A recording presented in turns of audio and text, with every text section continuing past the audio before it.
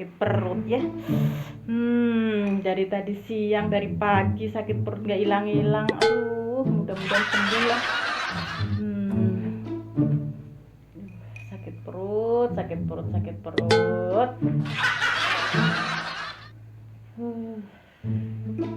Sakit perut, sakit perut.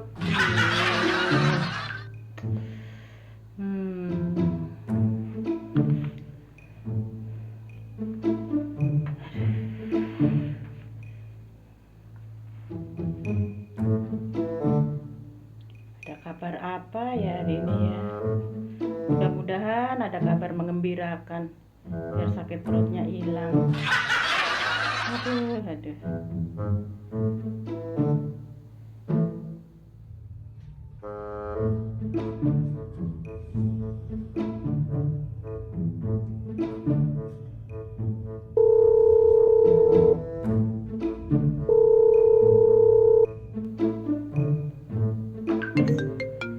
Bu Maria telepon nih. Mudah-mudahan ada kabar bagus nih Bu Maria telepon nih. Coba aku angkat dulu deh. Halo. Halo. Mbak Kus Ya, lagi ngapain? ya. Udah tidur Mbak? Belum, ini dari tadi sakit perut tadi. Mudah-mudahan ada kabar bagus ini, aduh. Iya nih, saya barusan dapat email Ya. nih ada iPo lagi. Saya udah forward ke Atau Pak baru Kus, lagi? coba. Iya, Bener? coba Mbak Kus, kita lihat bareng. Ibu udah email ke saya. Udah, coba Oke, dibuka. sebentar, saya buka dulu emailnya deh. Oke, coba. Oke. Oh iya, ini udah masuk nih. PT OBM Iya. Dilcem. Iya, benar. TBK. Oke. Ya, kita lihat bareng yuk biar nggak sakit Boleh, perut. boleh. Aduh, ada kabar baru, kabar seger nih kayaknya nih. Aduh, seger benar-benar. Sebentar, kayaknya seger nih. Dengar duit langsung sembuh ya sakit perutnya. Benar. Ada Apple lagi nih. Iya, Sebentar, coba saya lihat nih. dulu nih ringkasan Iya. emiten dari PT Dilcem OBM Dilcem ya. Oke. Iya. Iya. Ini berdirinya tahun 1996. Kantor Betul. pusat di Depo Business Center lantai 7 ya, Jalan Gatot Yap. Subroto, Kapling 50 sampai 52 Jakarta, bergerak di sektor basic materials, subsektor specialty chemicals. Chemicals. Kegiatan usaha Iya. utamanya yaitu memproduksi bahan adiktif untuk mencegah kerugian dalam aktivitas pengeboran dengan teknologi serat. Oke. Betul. Jadi Coba, ini Bu. Iya, jadi Gimana? informasi IPO-nya nih ya. Itu jumlah saham yang ditawarkan itu sebanyak 182 juta lembar atau sebesar 24,86%. Harga penawarannya itu berkisar antara 150 sampai 180 perak. Wah, lumayan murah sih ya. Iya, murah nih. Jadi penawaran awalnya itu tanggal 18 sampai 22 November, Bu. Dia penawaran umumnya itu tanggal 2 sampai 6 Desember. Terus pencatatan saham di Bursa Efek Indonesia-nya ini tanggal 8 Desember. Dan underwriter-nya ini PT KGI Sekuritas Indonesia, Bu. Terus jangan tunggu dulu, ini ada bonusnya lagi, Bu. Terus ini bonus ya, itu ada 91 juta warrant atau sebesar 16,55%. Warrant ini dibagi cuma-cuma sebagai insentif bagi para pemegang saham baru hasil penawaran umum perseroan yang namanya tercatat dalam daftar pemegang saham saat penjatahan penawaran umum yang dilakukan oleh penjamin pelaksana emisi efek pada tanggal penjatahan. Setiap pemegang 2 saham baru hasil penawaran umum perseroan itu berhak mendapat 1 warrant seri 1. Di mana setiap 1 warrant seri 1 itu memberi hak kepada pemegangnya untuk membeli saham baru di harga 150 sampai 180 perak. Perseroan yang dikeluarkan dalam workapel ya. Terus warrant yang diterbitkan mempunyai jangka waktu pelaksanaan 1 tahun, berlaku mulai 8 Juni 22 sampai 7 Desember 22, Bu. Coba Ibu lihat track record PT Sekuritasnya ini gimana, Bu? Coba. Saya pengen ngelihat nih ya track record Iya. dari underwriter IPO-nya ini, kok penasaran Iya, juga coba. sih. Coba. bisa membawa nggak ini nanti ke ARA nih? PT KGI Sekuritas Indonesia ya, coba. Iya. Kalau dilihat track recordnya di tahun 2020 ini saham AIPO dari Aman dan Atap, Aman Makmur Berkah Amanda, dilihat di sini ARA sampai 2 kali nih. Kemudian PT Atap sendiri Trimitra Prawara Gold Land ini 3 kali malahan arahnya Bu. Oke. Bagus juga underwriternya ini. KGI Sekuritas Indonesia. Oke. Coba Bu untuk struktur modalnya dia gimana ini perseroan ini Bu? Nah ini ya kita performa struktur permodalan perseroan itu sebelum penawaran umum dan sesudah penawaran umum ya. Itu modal di setor itu sebanyak 2.200.000.000 saham atau sebesar 110 miliar rupiah ya. Nah modal yang ditempatkan dan disetor penuh itu oleh PT Indotex Clearing Solution itu sebesar 20 miliar 580 juta atau sebesar 74,84%. Nah sesudah penawaran umum itu dia tinggal 56,23%. Nah yang oleh Muhammad Arsad itu sebelum penawaran umum itu sebesar 3 miliar 460 juta atau sebesar 12,58%. Nah sesudah penawaran umum dia tinggal 9,45%. Nah Rianto Husodo ini juga sama ya, sebelum dia mempunyai 12,58% dan sesudah penawaran umum tinggal 9,45%. Dan sisanya ini dipegang oleh masyarakat Bu sebesar 9,1 miliar atau sebesar 24,86%. Jadi total modal yang ditempatkan dan di stok penuh itu sebesar 27,5 miliar ya. Dan sesudah penawaran umum itu sebesar 36,6 miliar. Jadi itu terus sesudah pemegang sahamnya nggak terlalu banyak ya Bu ya, pemegang sahamnya ya? Iya cuma 3 Bu, ditambah sisanya itu masyarakat. Nah, betul, jadi betul. Ini struktur permodalan perseroan itu sebelum dan sesudah pelaksanaan warrant seri 1 ya. Jadi modal di setor masih sama ya. Terus yang oleh PT Indotex Clearing Solution ini sebelum itu sebesar sama ya 74,84%. Namun sesudah warrant dia tinggal 50,01%. Nah Muhammad Asrid juga sesudah warrant dia tinggal 8,41%. Dan Rianto Husodo ini sama ya sebesar 8,41% juga. Terus sisanya masyarakat tuh sebesar 22,11% ya. Dan jumlah warrant seri 1 ini itu sebesar 4 miliar 550 juta atau 11,06%. Jadi warrant seri 1 sendiri 11% sendiri ya Bu ya? Iya benar. Jadi saham dalam portofolio itu sebesar 1 miliar 650 juta atau sebesar 82,5 miliar. Dan sahamnya sesudah penawaran warrant ini itu ada tinggal 1 miliar 377 juta atau sebesar 58,850 juta rupiah ya Bu ya. Nah yang ini Bu, yang menariknya ini perencanaan penggunaan dananya ya. Jadi seluruhnya itu akan dipakai untuk modal kerja. Nah, dengan kalau modal kerja kan otomatis meningkatkan penjualan ya Bu ya, meningkatkan pendapatan ya. Nah, jadi di mana modal kerja ini yang dimaksud modal kerja ini dia untuk dipakai untuk pembelian bahan baku, jadi berupa serbuk, serat selulosa dan kalsium karbonat dari pihak ketiga untuk mengantisipasi kontrak-kontrak yang akan diperoleh perseroan di masa yang akan datang. Sedangkan dana yang diperoleh dari pelaksanaan warrant seri 1 ini seluruhnya akan digunakan untuk modal kerja perseroan seperti pembelian alat lab, kemasan produk dan palet yang digolongkan dalam capital expenditure. Dan realisasi penggunaan dana hasil penawaran umum dana saham perseroan itu akan dilakukan paling lambat 1 minggu setelah dilaksanakannya pencatatan saham dalam DEI, dan dana tersebut itu akan habis terrealisasi selama 6 bulan setelah dilakukannya pencatatan. Jadi sangat cepat Bu. Jadi biar dana terkumpul itu langsung dipakai untuk perputaran usaha dan selanjutnya itu akan meningkatkan pendapatan Bu. Coba ini rencana kerjanya bagus sekali Bu. Coba Ibu lihat posisi laporan keuangannya Bu.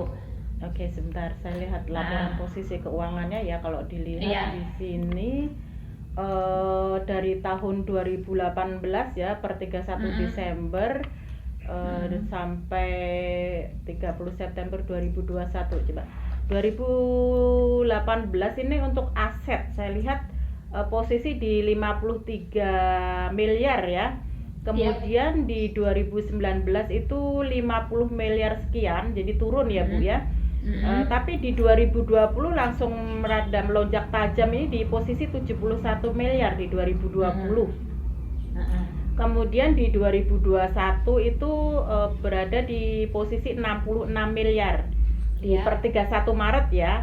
Kemudian posisi di 30 September 2021 ada di posisi 70 miliar sekian ya. Nah, ini di sini kalau dilihat ada turun nilai aset di tahun 2019 mungkin dikarenakan aset pajak tangguhan pada aset tidak lancar. Nah, di sini di 2019. Nah, naik lagi di tahun 2020 di posisi 71 miliar ini karena adanya penambahan aset tetap pada perseroan ini ya Bu ya. Jadi ada kenaikan di 2020.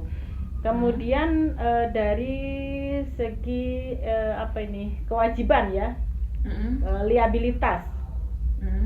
Liabilitas di 2018 di posisi 12 miliar. Kemudian di 2019 16 miliar sekian mengalami kenaikan. Kemudian di 2020 di 2018 18 miliar, kemudian di 2019 itu 19 miliar, kemudian di 2020 19 miliar 700 sekian ya, jadi naik.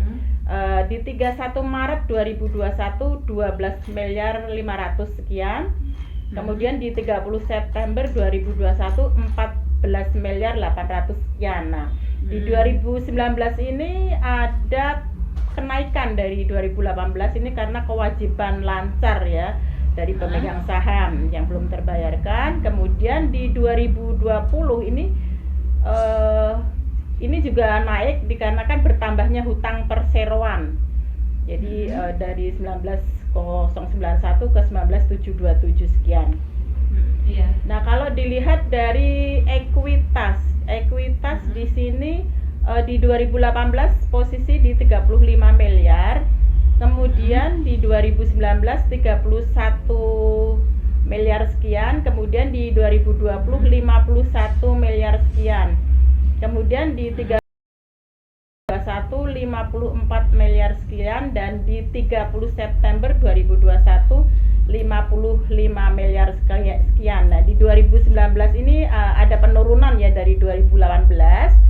Ini karena adanya pembayaran dividen yang dilakukan oleh perseroan tersebut untuk para pemegang sahamnya. Nah, di 2020 itu mengalami kenaikan untuk ekuitas itu karena adanya penghasilan komprehensif yang lainnya. Nah, ini untuk aset, dari segi aset, kemudian liabilitas dan ekuitas ya. Nah, ini saya juga pengen tahu nih laba ruginya gimana ini Bu Maria. Posisi laba ruginya. Iya, ini seru nih labanya nih Bu. Makin ini penjualan ya di tahun 18 itu sekitar 48,8 miliar ya. Terus di tahun 19 itu naik tinggi sekali jadi 62,8 miliar. Nah, di tahun 20 ini pandemi ya. Sudah ada PPKM segala ya, ini masih turunnya sedikit aja Bu, jadi 59,9 miliar gitu loh. Dan BPP-nya juga dari tahun 18 itu sebesar 7,9 miliar, namun di tahun 19 jadi 10,7. Ini seiring dengan naiknya penjualan ya. Nah, justru tahun 20 ini BPP-nya turun Bu, jadi 5,8 miliar gitu loh. Otomatis laba kotornya itu mengikutin ya. Jadi tahun 18 laba kotornya sekitar 40,8 miliar, tahun 19 sebesar 52,1 miliar. Nah, karena tahun 20 walaupun penjualannya turun dikit, tapi laba kotornya justru meningkat ya, jadi 54,1 miliar gitu Bu.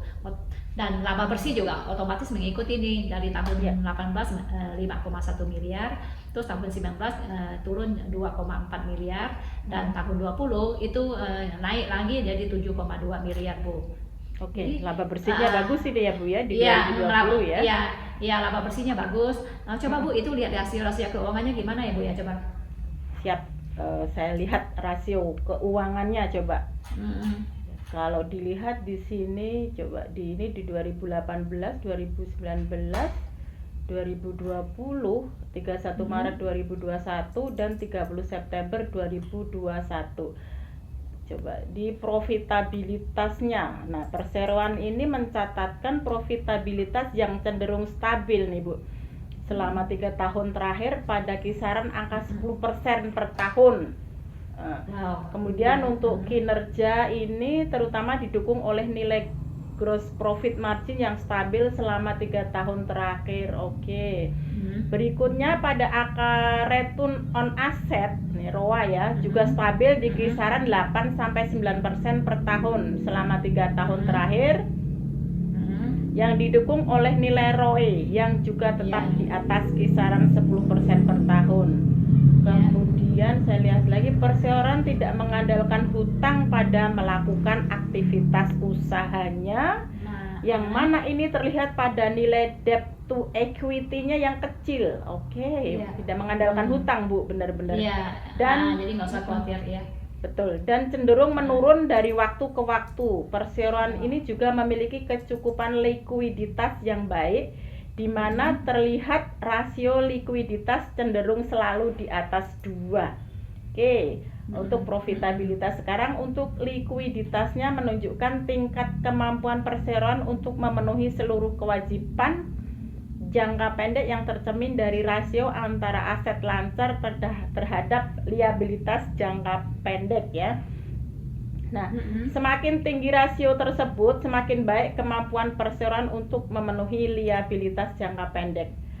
Pada saat prospektus ini diterbitkan, tidak terdapat sumber likuiditas yang material yang belum digunakan oleh perseroan. Bagus. Rasio aset lancar terhadap liabilitas jangka pendek perseroan per 30 September 2021, 31 Maret 2021 secara berurutan nih dari 2020, 2019, 2018 kisaran ada sebesar di 273,36%, 844,68%, 451,84%, 1458,30% dan 524,14% nih, Bu. Nah, ini bagus sih untuk peningkatan atau penurunan kapasitas produksinya. Coba saya lihat dulu. Coba lihat. Saat ini perseroan sudah menggunakan kapasitas pabrik 70%, baik pabrik yang berlokasi di Kerawang dan Balikpapan, dengan target peningkatan penjualan 20-30% di tahun ini. Tentunya akan membuat kapasitas pabrik terpakai sepenuhnya. Nah, untuk mengatasi permasalahan tersebut, perseroan akan melakukan perluasan keseluruhan pabrik dengan memperluas tempat penyimpanan bahan baku dan barang jadi, menambah mesin-mesin produksi yang tentunya juga akan meningkatkan kapasitas produksi dan dapat meningkatkan penjualan. Terus kita lihat di perbandingan PER dan PBV-nya ya. Nah, ini kalau saya lihat untuk earning per share-nya ya, ini perhitungan memakai harga tertinggi di tahun 2020.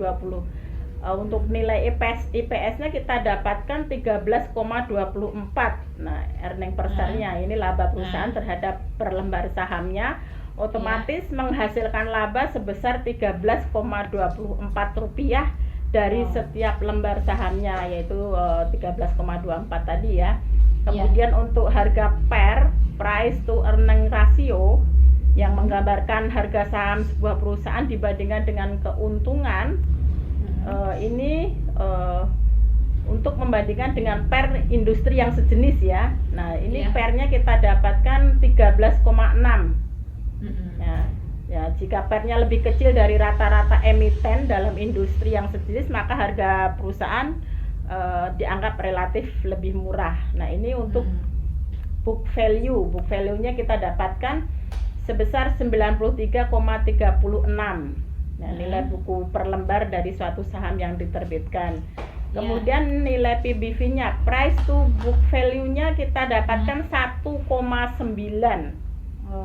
Nah, ini rasio harga saham terhadap nilai buku perusahaan. Investor disarankan untuk mencari saham dengan nilai PBV yang lebih rendah daripada rata-rata PBV dalam industri yang sejenis. Jadi kita compare dengan industri yang sejenis ya ini ya PBV-nya. Nah, kalau dilihat saya lihat di sini perbandingan PER dan PBV untuk industri yang sejenis ya, saham di sektor basic material, subsektor specialty chemical di tahun 2020 ini dengan sahamnya OBMD, kemudian nih perseroan ini sendiri ya, kemudian AKPI itu Arga Karya Prima Industri, kemudian APLI dari Asia Plus Industri TBK atau Akasa, kemudian CPLI Color Park Indonesia, kemudian DPNS Duta Pertiwi Nusantara, dan EKED ya, Eka Dharma Internasional. Nah, kalau dilihat di sini PER nih posisi 13,6 dan PBV 1,9. Harga saham untuk OBM Drilchem sendiri 180. Kalau dilihat harga sahamnya memang paling rendah ini kalau saya lihat dari industri sejenis ini. Oke. Terus saya lihat juga nih sebentar keunggulan kompetitifnya ya. Keunggulan kompetitifnya ini customized service perseroan menyediakan layanan terhadap penyesuaian produk mengikuti kondisi masing-masing sumur pengeboran. Nah, intensive network memiliki jaringan sumber daya manusia yang berkompeten di bidangnya. Nah, ini Credible International Certification Perseroan telah memiliki sertifikasi bertaraf internasional seperti ISO 9001 ini mengenai manajemen mutu atau quality, kemudian ISO 14001 mengenai environment, kemudian OSAS 18001. Nah, ini sekarang diganti dengan ISO 45001 ya mengenai safety ya. Kemudian yang lain-lain juga ada. Dan ini yang terakhir Sustainable Raw Material and Strategic Production Facility Perseroan menggunakan bahan baku yang ramah lingkungan, Bu, dengan lokasi pabrik yang strategis. Oke, bagus, Bu. Jadi setidaknya ikut melindungi bumi ya untuk yang ini produknya ya. Oke, Bu. Coba rekam jejak perseroannya deh, Bu. Saya pengen tahu deh. Nah, ya, ini coba kita lihat nih. Di tahun 99 aja dia sudah memperoleh paten dan merek dagang internasional ya. Terus di tahun 2008 sampai 2011 ini Saudi Aramco menjadi konsumen yang memberikan kontribusi terbesar, Bu. Terus lagi di tahun 14 itu dia kontrak dengan ONGC India, dan kemudian 15 langsung dia memiliki distributor hub di Norway dan Pakistan ya. Terus dan 16 itu sudah global kontrak dengan OMV. Terus di tahun 16 dia sudah memiliki distributor hub di Rumania for Europe, dan di tahun 17 dia sudah mengadakan kontrak dengan Saka Energy Indonesia, dan di tahun 2018 sampai 20 dia kontrak dengan Pakistan Petroleum Limited ya. Terus di tahun 19 dia memiliki distributor hub di Malaysia, dan tahun 21 ini dia memiliki distribusi hub di Thailand for South East Asia, Bu. Terus ini kegiatan usaha perseroan ini, Bu ya, itu merupakan perusahaan multinasional dan multirasional yang memproduksi bahan aditif untuk mencegah kerugian yang terjadi dalam aktivitas pengoboran dengan menggunakan teknologi serat yang merupakan salah satu pemain terdepan di bidangnya. Jadi produk-produk yang dijual oleh perseroan itu bertujuan untuk mengurangi waktu non-produktif di site, membantu meningkatkan stabilitas sumur bor, mencegah kehilangan cairan pada sumur bor, mencegah penempelan diferensial, mengurangi torsi dan tarikan yang berlebihan, dan meningkatkan pembersihan lubang. Jadi selain itu, perseroannya juga menawarkan berbagai jenis jasa yang terkait dengan kegiatan on-site dan off-site yang meliputi membuat desain proposal teknis dan solusi sesuai dengan jenis sumur masing-masing. Jadi dia juga menyediakan jasa engineering dan pelatihan dalam penggunaan produk-produk perseroan on-site, dan menyediakan jasa custom design dan produk sesuai dengan kebutuhan masing-masing pelanggan.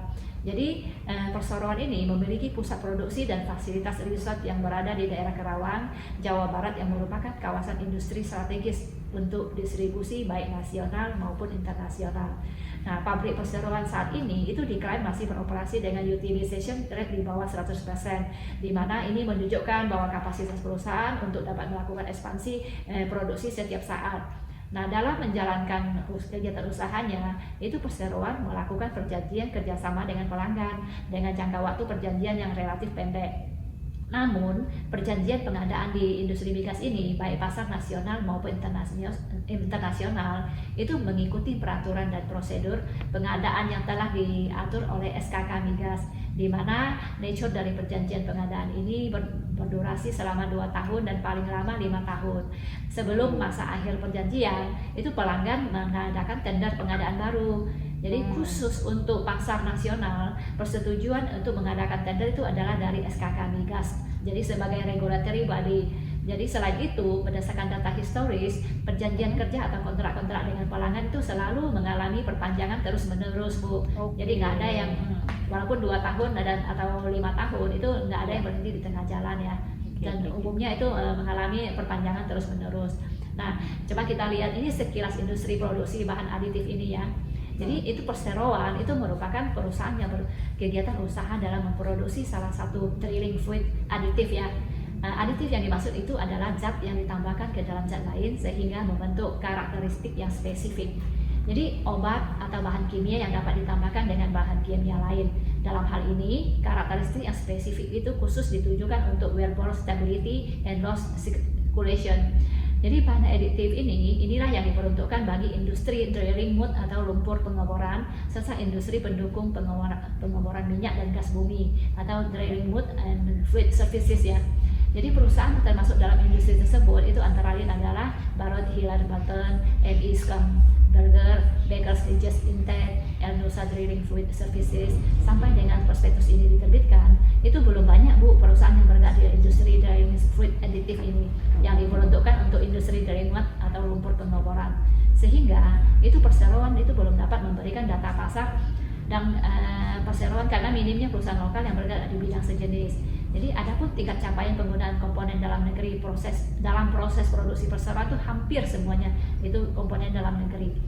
Jadi jadi kalau ini bisnis ini ya Bu ya, apalagi sekarang ini kan ada pengurangan tarif pajak dari 25% menjadi 22% dan malah untuk tahun 22 itu jadi tinggal 20%. Jadi ini tentu menarik ya Bu ya. Terus juga ini perseroan juga sudah mendapatkan izin untuk kegiatan industri pengolahan bahan aditif untuk drilling, jadi LCM dan izin penyimpanan sementara limbah bahan berbahaya dan beracun. Coba ini dua yang saya lihat ya Bu, ini lebihnya ya. Kalau menurut Ibu Pus ini Ibu lihat apa nih di industri ini Bu? Ya, kalau saya lihat ya memang untuk investasi jangka panjang ya Bu ya. Memang untuk perseroan ini mencatatkan laba bersih yang bagus ya, laba bersihnya ya, dan tapi untuk dividen ya hanya 10%, mungkin kecil ya kalau dividennya ya. Ada yang lebih besar lagi sih sebenarnya untuk nah itu untuk pertimbangan investasi jangka panjangnya ya. Tapi untuk investasi jangka pendeknya ini kayaknya perlu kita pertimbangkan deh sedikit-sedikit, ada sentingan nih kayaknya bukan untuk investasi jangka pendeknya ya. Nah ini dari waran yang diterbitkan ini juga menarik ya warannya ya. Kemudian dana yang dihimpun itu tidak terlalu besar Bu. Jadi kemudian kemungkinan di hari pertama itu bisa juga terjadi nih. Karena emang dana yang dihimpun nggak terlalu besar sekali gitu kan. Nah apalagi ini penjaminnya nih PT KGI Sekuritas Indonesia yang nggak bisa kita ragukan lagi ya Bu ya untuk penjaminnya. Nah ini kita bisa memanfaatkan momen AIPO di hari pertama atau kedua ini Bu. Bagus Bu kalau menurut saya Bu. Ya. Gitu, Bu. Kalau gitu Bu, ini sih saya buru-buru nih Bu, saya harus lapor ke bos saya Bu. Ini kalau bos saya sampai kehilangan kesempatan yang bagus ini, nanti saya bisa dikurangi gaji saya bulan ini. Oh gitu, sampai segitunya. Iya Bu, jadi maaf ya Bu, saya buru-buru ya Bu. Siapa Bu bosnya Bu? Pak Hari Bu, bos saya. Pak Hari siapa Bu?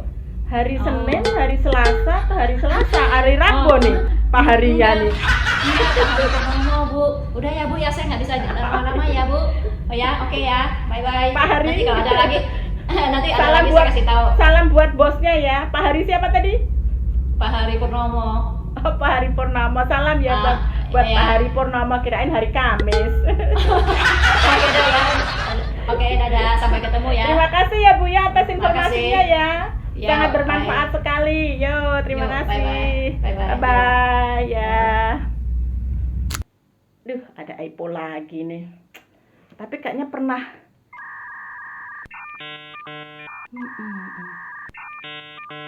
Kayaknya pernah denger deh Pak Hari ya. Hari Purnomo. Hari Purnomo itu yang oh, bener. Yang pernah ini ya. Yang pernah yang di Zoom itu, di Zoom ya, Pak Hari Purnomo pernah lihat saya. Oh iya. Aduh, momen Aipo ini bener-bener ya. Ini untuk jangka pendek bagus sekali sih memang sih. Aduh, lanjut lagi sakit perutnya. Aduh, sakit perut lagi nih. Kayaknya harus langsung daftar ini. Harus langsung daftar Aipo. Oke lah kalau begitu saya tutup aja, langsung daftar Aipo lah.